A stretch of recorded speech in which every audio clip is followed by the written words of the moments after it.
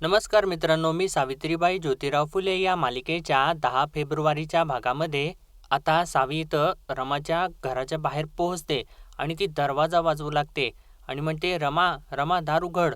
आणि ती घाबरत घाबरत आजूबाजूला सुद्धा बघतच असते. आणि त्यानंतर आता 2-3 वेळेला रमे रमे दार उघड दार उघड असं म्हटल्यानंतर आता बाहेर आतमध्ये रमाला ऐकू जातं. आणि तेव्हा रमा दरवाजाजवळ येते आणि थांबलेली असते. तर तेव्हा इकडून बाहेरून सावी म्हणते, अगं रमा दार उघड, मी सावित्री आहे. पण आतून रमा काही दार उघडत नाही, ती तशीच थांबलेली असते. आणि तेव्हा सावी बाहेरून रमा रमा म्हणतच असते. आणि आता आतून रमा काय ग असं तिला म्हणते. तर सावी म्हणते, अगं रमा दार उघड की. तर रमा म्हणते, कशाला ग. तर तेव्हा सावी म्हणते, अगं उघड तरी. तर तेव्हा रमा म्हणू लागते, नाही अगं बाबा रागे भरतील. आणि तू एवढ्या रात्रीची कशासाठी आलीस हळदीच्या अंगानं, तू घरी जा असं ती तिला सांगत असते. तर तेव्हा आता सावीच्या डोळ्यामधून थोडंसं पाणी येतं आणि ती म्हणते, ए बघ रमा, मला तुला भेटायचं आहे. तर तेव्हा रमा म्हणते, अगं कशासाठी अपशकुन करून घेतेस. अगं माझं कोणी तोंडही बघत नाहीत, घरातले सुद्धा टाळतात. आणि तू मला भेटायला आलीस, काय कळतंय का तुला. अगं तुझं तर शुभकार्य आहे ना, असं ती सर्व काही सांगत असते. तर तेव्हा सावी तिला म्हणते, ए बघ रमा, तू मला बाकीचं काही सांगू नकोस. आणि मला एक गोष्ट सांग, तू माझ्या हळदीला का नाही आलीस. तुझ्या आईला पाठवलंस, तू तिच्या हातून गजरा पाठवलास, तुला काय झालं होतं ग यायला. तर तेव्हा रमा म्हणते, ते तर आता या जन्मी घडणं शक्यच नाही. तर सावी म्हणत असते, बघ रमा, तू दार उघड बरं, मला तुला भेटायचं आहे म्हणजे भेटायचं आहे. पुन्हा कधी भेट होणार हे मला ठाव नाही, पण मला तुला भेटायचं आहे रमा, भेटू दे तरी. असं म्हणून ती परत दरवाजा वाजवू लागते. पण रमा काही दार उघडत नाही आणि ती आपलं आतमध्ये तोंडच फिरवते. तर आता सावी म्हणते, हे बघ रमा, तुला ना माझी शपथ आहे, अगं उघड की रमा दार. आणि आता सावीने शपथ घातल्यानंतर अखेर रमाचा नाईलाज होतो आणि ती दरवाजा उघडते मित्रांनो. तर इकडे ज्योती आता वस्तादांच्यापर्यंत पोहोचलेला असतो आणि तो त्यांना सांगत असतो, आपण समधीजण सापळ्यात फसलो या. तर तेव्हा वस्ताद म्हणतात, काय. तर ज्योती म्हणतो, खरा खजिना कवाच निघून गेल्या दुसऱ्या वाटेनं.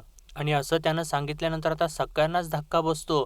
तर तेव्हा वस्ताद म्हणतात, काय सांगतो या. तर तेव्हा ज्योती सांगतो, वय वस्ताद, आणि तात्या टोपेनं रोखून धरलं या. वस्ताद, आपल्या लोकांचा जीव धोक्यात आलाय. तर तेव्हा वस्ताद आता त्यांच्या चेल्यांना सांगतात, बघा रे त्या पेटाऱ्यामध्ये काय आहे ते. तर तेव्हा ते चेले सगळेजण बघू लागतात. ते सगळ्या पेटाऱ्या खाली घेतात आणि जेव्हा ते पेटाऱ्या उघडून बघतात तर ज्योतीने सांगितल्याप्रमाणे सगळ्या पेटाऱ्या रिकाम्याच असतात आणि त्यांच्यासोबत धोका झालेलाच असतो. आणि ते बघितल्यानंतर आता सगळ्यांनाच धक्का बसतो आणि वस्तादांचे तर डोळे उघडेच राहतात, कारण सगळेचे सगळे पेटारे हे रिकामेच असतात. तर तेव्हा ज्योती म्हणतो, वस्ताद, मी ऐकलं या म्हणून तर मी आलोय आणि तुम्ही समधी निघा इथनं. आणि वस्तादांना सांगतो, वस्ताद तुम्ही बी चला. आणि असं यांचं सगळं काही चालू असतं इकडे मित्रांनो. तर इकडे आता जे काही वस्तादांनी फेटाळून लावलेले जे काही इंग्रज गोरे अधिकारी आणि त्यांची माणसं असतात, ती शिट्ट्या वाजवत इकडं फौजदारांच्याकडे येऊ लागतात आणि त्यांना ती वर्दी देतात. तर तेव्हा फौजदारांच्या सोबत जे काही अजून माणसं असतात भरपूर, ते सर्व काही सतर्क होतात आणि चला र असं म्हणून आता ते यांच्या दिशेने येऊ लागतात. तर तेव्हा आता वस्तादांना ते सगळं ऐकू येतं आणि वस्ताद आता सगळ्यांना इशारा करतात, चला पळा. आणि तेव्हा सर्वजण तिथून आता पळू लागतात आणि त्यांच्यासोबत आता ज्योतिसुद्धा तिथून पळून जाऊ लागतो. आणि इतक्यातच मित्रांनो आता फौजदार आणि त्यांची सगळी माणसं तिथं पोहोचतात आणि त्यांचा आता ते पाठलाग करू लागतात. तेव्हा वस्ताद आणि त्यांची माणसं पुढं पुढं पळत असतात आणि त्यांच्या मागे गोरे आणि त्यांची माणसं पळत असतात. आणि आता वस्तादांच्या सोबत ज्योती असतो आणि ज्योतिसुद्धा धावत असतो. तर तेव्हा वस्ताद आता ज्योतीला आपल्यासोबत घेतात आणि बाकीच्यांना दुसऱ्या वाटेने जायला सांगतात. तर तेव्हा त्यांचे बाकीचे चेले असतात ते दुसऱ्या वाटेने पळू लागतात आणि ज्योती आणि वस्ताद असतात ते एका दिशेने पळू लागतात. तर आता इकडे रमाने दरवाजा उघडल्यानंतर सावीला आनंद होतो आणि सावी एकदमच मागे वळून बघते आणि एकदम आता तिच्यासोबत तिच्या आतमध्ये येते आणि रमाला मित्रांनो ती मिठीच मारते आणि त्यानंतर दरवाजा बंद करते आणि तिच्या हाताला धरून आतमध्ये घेऊन येते तिला. आणि तिला म्हणते, हे बघ रमा, हे घे, तू खा हे, असं म्हणून तिच्यासाठी तिने लाडू आणलेला असतो. तर तेव्हा रमा ते बघते आणि ती शांतच असते आणि ती म्हणते, नको. तर तेव्हा सावी म्हणते, अगं रमा खा की, तू खाल्लंस ना मग मला बी घास गोड लागल. तर तेव्हा रमा तर आपलं तोंडच फिरवते आणि म्हणते, "नाही, नको मला." तर तेव्हा सावी म्हणते, "अगं, भटजींनी बनवलेलं आहे पूजेसाठी आणि कोणी शिवलंही नाहीये त्याला. खा की." तर तेव्हा रमा म्हणते, "तसं नाही गं सावी, मी गोडाचं खाल्लं ना तर अधर्म होईल ना." तर सावीला काही कळत नाही आणि ती म्हणजे काय असं तिला विचारते. तर तेव्हा रमा म्हणते, "अगं विधवेने गोड तूप तळण खायचं नसतंय. तिने फक्त आंबलेलं शिळं विटलेलंच खायचं असते, असं शास्त्रात सांगितलेलं आहे." तर सावी आता तिला आपल्या बाजूने वळवते आणि म्हणते, "का? तिला काय मन नाही का?" तर तेव्हा रमा म्हणते, "नाही तसं नाही गं. मी जर चांगलं खाल्लं तर स्वारींना स्वर्गात त्रास होईल ना आणि तू हे घेऊन जा. आता नको थांबूस तू इथे." तर तेव्हा सावी म्हणते, "हे बघ रमा, हळदीच्या अंगाने घराच्या बाहेर पडायचं नसतं. पर म्या पडले ना, मोडला ना नियम, मग तू बी मोड की."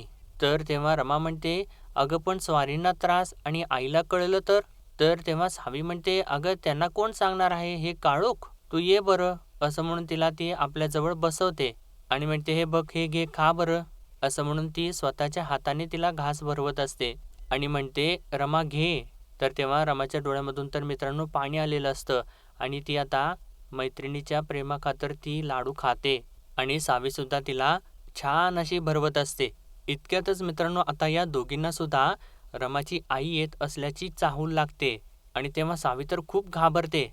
तर तेव्हा रमासुद्धा घाबरते आणि म्हणते, "सावी, सावी तू कुठेतरी लप." तर तेव्हा सावी म्हणते, "मी इकडे लपते, इकडे." तर तेव्हा रमा म्हणते, "अगं तिकडे कुठं लपतेस? आणि तू एक काम कर, तू तिथे लप कपाटाच्या मागे." तर तेव्हा सावी म्हणते, "हो, हो, तिथे लपते." असं म्हणून ती कपाटाच्या मागे जाऊन लपते आणि इतक्यातच आता इकडे रमाची आई दरवाजाजवळ येते आणि ती दरवाजातून आत येते, तर रमा तिकडे सावीच्या दिशेनेच बघत असते. तर तेव्हा रमाची आई तिला म्हणते, "अगं रमा, काय गं, काय झालं? अगं झोपेत चावळलीस का तू?" तर तेव्हा रमा म्हणते, "नाही, नाही." तर तेव्हा रमाची आई विचारते, "अगं मग तू यावेळी जागी का?" तर तेव्हा रमा म्हणते, "अगं ते ना मी रामरक्षा म्हणत होते." तर तेव्हा रमाची आई म्हणते, "अगो बाई काय झालं? स्वप्न वगैरे पडलं का तुला? आणि तू पण ना रमा, आता तर मी तुला झोपवतेच." असं म्हणून ती दिवा आता बाजूला ठेवते. तर तेव्हा सावी तिला दिसणारच असते. इतक्यात सावी मागे लपते परत. तर तेव्हा रमा म्हणते, "अगं ते म्हणूनच ना मी रामरक्षा म्हणत होते." तर तेव्हा रमाची आई विचारते, "अगं दुसरं तर काही नाही, इथे काही नाही आहे ना?" तर तेव्हा रमा म्हणते, "नाही, नाही, इथं काहीसुद्धा नाही. ते संध्याकाळपासूनच मला जरा गरगरल्यासारखं होत होतं." तर तेव्हा रमाची आई म्हणते, "तुझ्या केशवपनाचा दिवस जवळ आला ना, की तू अशीच बिथरल्यासारखी करतेस." तर तेव्हा रमा म्हणते, "अगं हो ना गं, त्या वस्त्र्याचा खरखर आवाज शिस्तारी आणतो गं आणि बघ ना, अजून पण येतोयच तो आवाज मला." तर तेव्हा रमाची आई म्हणते, "देवा, माझ्या पोरीच्या नशिबात काय वाढून ठेवले कोणास ठाऊक." असं म्हणून ती बाजूला बघणारच असते सावीच्या दिशेने. तर तेव्हा रमा तिला थांबवते आणि म्हणते, "आई तू जा ना, मी झोपते, तू जा." तर तेव्हा रमाची आई म्हणते, "नाही अगं, मी थांबते ना इथे." तर असं ह्या दोघी बोलत असताना आता इकडे सावी मनातल्या मनात बोलू लागते, "घरी कोणी जागे झालं तर? म्या नाही दिसले ना तर आई घरच डोक्यावरती घेईल आणि आबा आबा तर गावच जागं करत्याल." असं आता ही मनातल्या मनात बोलत असते आणि इकडे आता वस्ताद आणि ज्योती अजून सुद्धा धावतच असतात आणि थोड्या वेळाने धावून धावून ते एका झाडाच्या आडोशाला थांबतात. तर तेव्हा वस्ताद ज्योतीला म्हणतात, "आता चढाई होणार नाही. पर तू कशापायी आलास इथं? तू यायला नको होतंस." तर तेव्हा ज्योती म्हणतो, "म्या तर माझ्या वस्तादांच्यासाठी आलो या. तुम्ही बाहेर पडा इथनं." तर वस्ताद म्हणतात, "ते ठीक आहे, पण पाटलासनी जर कळलं की म्या बंडखोर आहे आणि तू आमासनी सामील आहेस, तर ते तुझं लगीन मोडाय मागं पुढं पाहणार नाहीत. तू जा, तू जा आणि घर गाठ." तर तेव्हा ज्योती म्हणतो, "नाही, तुम्ही अगोदर निघा, समधी माणसं घेऊन पोवारा करा." तर तेव्हा वस्ताद म्हणतात, "हे बघ, तू तातडीनं जा आणि घर गाठ. समधीजण तुझी काळजी करत असत्याल." तर ज्योती आता विचारतो, "तुम्ही जाल ना अबदार?" तर तेव्हा वस्ताद म्हणतात, "तू माझी काळजी करू नकोस. तू निघ, जा." आता असं वस्तादांनी सांगितल्यानंतर अखेर ज्योती तिथून उठतो आणि घराच्या दिशेने जाऊ लागतो आणि जात असताना समोरूनच माणसं येत असलेली बघून तो परत एका झाडाच्या आडोशाला लपतो आणि ते निघून गेल्यानंतर तो परत तिथून उठतो आणि परत घराच्या दिशेने जाऊ लागतो. तर इकडे मित्रांनो आता रमाची जी आई असते ती म्हणते रमाला, "चल मी तुला झोपवते चल." असं म्हणून ती झोपवायसाठी येत असते. तर तेव्हा रमा म्हणते, "नको ना आई, तू जा ना, मी झोपते माझं मी." तर रमाची आई म्हणते, "अगं तू असं का करतेस? चल ना मी तुला झोपवते." तर आता ते सगळं बघत असताना सावी तर घाबरते आणि ती म्हणते, "देवा आता काय करावं? कशाला या आल्या? आता मी कसं बाहेर जायचं?" तर तेव्हा रमाची आई इकडं म्हणते, घाबरलीस का बाळा तू? तर तेव्हा रमा म्हणते, हो घाबरले होते आई, पण आता नाही घाबरणार, तू जा मी झोपते. तर तेव्हा रमाची आई म्हणते, तू असं स्वप्नात त्रावतेस ना, म्हणून तुझे बाबा उठून रात्रीचे डोळे पुसतात. तर तेव्हा आता रमाला काही सुचत नाही, म्हणजे ती विचार करू लागते की काय करावं आणि तिच्या आईला इथून पाठवून द्यावं. तर तेव्हा तिला एक शक्कल सुचते. ती लगेचच खोकायचं नाटक करू लागते. तर तेव्हा रमाची आई तिला म्हणते, अगं बाळा रमा तुला काय होतंय? असं म्हणून ती तिला सावरत असते आणि आता हळूच रमा सावीच्या दिशेने इशारा करते. म्हणजे तिला सुद्धा कळतं की आता रमा नाटक करत आहे. तर तेव्हा रमाची आई म्हणते, थांबा बाळा मी तुझ्यासाठी पाणी आणते. असं म्हणून ती तिथलं पाणी घेत असते, तर त्याच्यामध्ये पाणीच नसतं आणि ती म्हणते, आता यात तर पाणीच नाही आहे. तर इतक्यातच आता रमा मुद्दामूनच चक्कर येण्याचं नाटक करू लागते. तर तेव्हा रमाची आई तिला बघते आणि तिच्या दिशेने धावत येते आणि तिला सावरते आणि विचारते, अगं बाळा काय काय होतंय काय तुला? तर तेव्हा रमा म्हणते, मला पाणी पाहिजे पाणी. तर तेव्हा रमाची आई म्हणते, हो हो मी तुला घेऊन येते पाणी, तू इथं ये, इथं बस खाली. असं म्हणून ती तिला बसवते आणि तिला म्हणते, मी पाणी घेऊन येते हां, पाणी घेऊन येते. असं म्हणून ती आता तिथून जाते. तर इतक्यातच ती गेल्या गेल्या तर रमा लगेचच उठते आणि सावीला बाहेर बोलवते. तर तेव्हा सावीसुद्धा बाहेर येते आणि म्हणते, रमा म्या जाते. तर तेव्हा रमा तिला म्हणते, सावी खूप दिवसानंतर कोणीतरी मला आपलं म्हणून भेटायला आलं. मला कोणीतरी आपलं म्हणते हे स्वप्न मी जपून ठेवीन सावी. असं म्हणून ती आता रडत रडत तिची गळाभेट घेते. तर तेव्हा सावी आता लगेचच गडबड करून तिथून बाहेर जात असते आणि जाता जाता तिला म्हणते, रमे काळजी घे हां तुझी. तर तेव्हा रमासुद्धा तिला म्हणते, तू पण घे सावी. असं म्हणून ती दरवाजा उघडते आणि आता सावी लगेचच तिथून बाहेर पडते. आणि आता थोडक्यात मित्रांनो, सावी थोडक्यात वाचलेली असते आणि इकडे आता ज्योतिसुद्धा धावत धावत चाललेला असतो आणि तो जात असताना एका ठिकाणी येऊन थांबतो आणि त्याचा गोंधळ उडतो की हा रस्ता निवडावा की हा रस्ता निवडावा. पण तो एक रस्ता निवडतो मित्रांनो आणि त्या दिशेने धावू लागतो. तर इकडे आता वस्ताद सुद्धा धावत असतात आणि अचानकपणे मित्रांनो आता फौजदार आणि त्यांचे साथीदार जे असतात ते वस्तादांच्या समोर येतात. तर तेव्हा आता वस्ताद त्यांच्यावरती कुऱ्हाड रोखून धरतात आणि तयारीत राहतात. तर एक जण त्यांच्यावरती मागून हल्ला करतो. तर वस्ताद त्याच्या हातातलं हत्यार असतात ते कुऱ्हाडीनं उडवून लावतात आणि त्यानंतर समोरचा हल्ला करतो. तर त्याच्या हातातलं सुद्धा हत्यार वस्ताद उडवून लावतात आणि त्यानंतर चक्क मित्रांनो फौजदार मागून येऊन वस्तादांना पकडतात आणि तेव्हा वस्तादांची गोची होते आणि तेव्हा सर्वजणच मिळून वस्तादांना दाबून धरतात.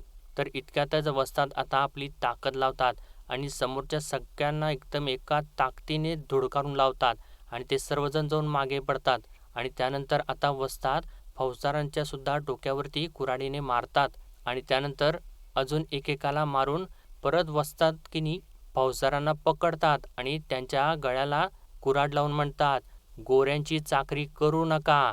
त्यापरास पुन्हा छत्रपतींचं स्वराज्य येण्यासाठी प्रयत्न करा. आता या वेळेस सोडतो, पुढच्या वेळेस सोडणार नाही. असं ते बोलून फौजदाराला ढकलून देतात आणि तिथून पळून जाऊ लागतात. आणि मित्रांनो फौजदारांना तर वस्ताद थोडक्यात जीवदानच देतात. तर इकडे आता पाटलांच्या घरामध्ये सावीची आई येते आणि कुठं गेलं हे, म्हणजे ती पाटलांना शोधत असते आणि म्हणते, कुठं गेले हे, उद्या लेकीचं लगीन आहे पण यांचं काहीतरी वेगळंच चाललंय. बरं अशा काही गोष्टी असतात ते यांच्याशिवाय कोणाला विचारायच्या, काय पत्त्याच नाही यांचा. असं ती बोलत असते आणि मागून तिकडून पाटील येतात आणि ते अजूनसुद्धा म्हणजे काळजीत असतात आणि त्यांच्या चेहऱ्यावर काळजी तशी दिसत असते. तर तेव्हा सावीची आई त्यांच्याकडे बघते आणि त्यांना विचारते, अहो कुठे गेला होता तुम्ही?